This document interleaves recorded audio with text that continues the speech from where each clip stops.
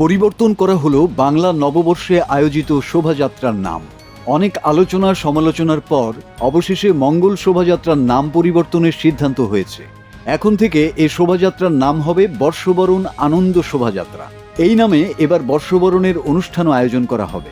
ঢাকা বিশ্ববিদ্যালয়ের চারুকলা অনুষদে এক সংবাদ সম্মেলনে এসব তথ্য জানান পয়লা বৈশাখ ও বাংলা নববর্ষ ১৪৩২ উদযাপনের কেন্দ্রীয় সমন্বয় কমিটির সদস্য সচিব এবং চারুকলা অনুষদের ডিন অধ্যাপক ডক্টর মোহাম্মদ আজহারুল ইসলাম শেখ।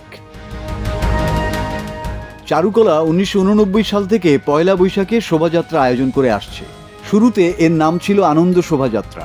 ৯০-এর স্বৈরাচার বিরোধী আন্দোলনের পটভূমিতে অমঙ্গলকে দূর করে মঙ্গলের আহ্বান জানিয়ে শোভাযাত্রার নামকরণ হয় মঙ্গল শোভাযাত্রা।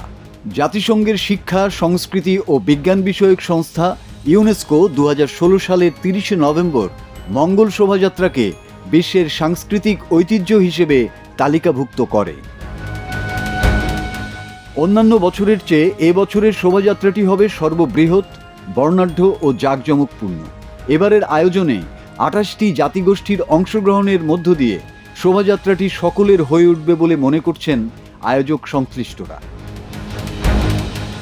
বাংলা নববর্ষ ১৪৩২-এর বর্ষবরণ আনন্দ শোভাযাত্রাকে সফল ও সার্থক করে তুলতে সংস্কৃতি বিষয়ক মন্ত্রণালয়, ঢাকা বিশ্ববিদ্যালয় প্রশাসন, শিক্ষকবৃন্দ, বর্তমান ও সাবেক শিক্ষার্থী এবং আইন শৃঙ্খলা বাহিনীর সমন্বয়ে সকল প্রস্তুতি সম্পন্ন হয়েছে।